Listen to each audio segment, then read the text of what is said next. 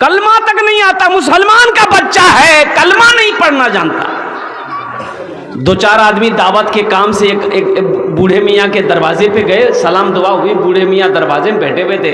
बोले कि चचा जमात आई है और चलिए आप मेरे साथ चलिए, नमाज की दावत है। बूढ़े मियाँ बोले कि बेटा सब दावत हम ले लेंगे, नमाज की दावत नहीं लेंगे।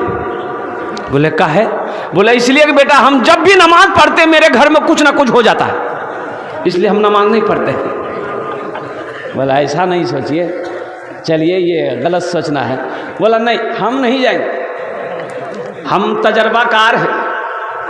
तो उसका बेटा निकला, बोला बेटे को भेज दिए।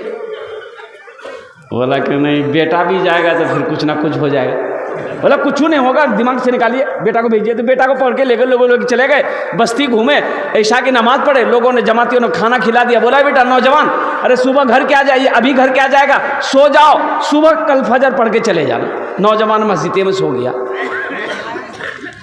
नौजवान मस्जिद में सोया, रात 2 बजे उसके बाप की तबीयत खराब हुई, बुढ़वा की, पेट में अचानक दर्द हुआ, दवाई खाते खाते मर गया बुढ़वा। बुढ़िया बोली कि या अल्लाह ये हमार बेटा नमाज पढ़ल गेले, बुढ़वा गेले।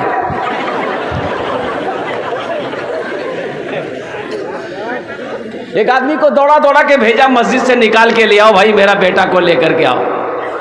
बेटा को बोला कि ले आया। वो वक्त भी आया, सारे इंतज़ाम हो गए, कफन दफन का काम हो गया। अब नौजवान बेटा है, घूम रहा है, काम नहीं कर रहा।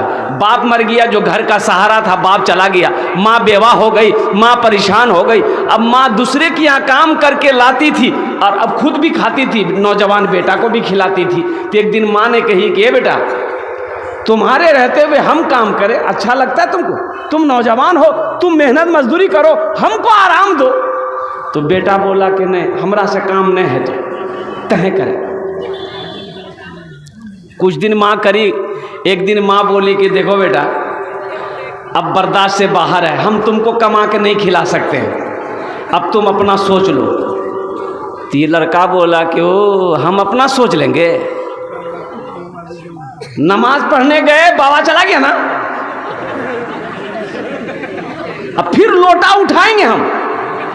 वजू बना के मस्जिद गए, अब तुम्हारी ये बारी है। बोले नहीं बेटा ते घरे में रहो। सोचो 80 साल का बुढ़वा बीमार है बिस्तर पर, मिलने गए,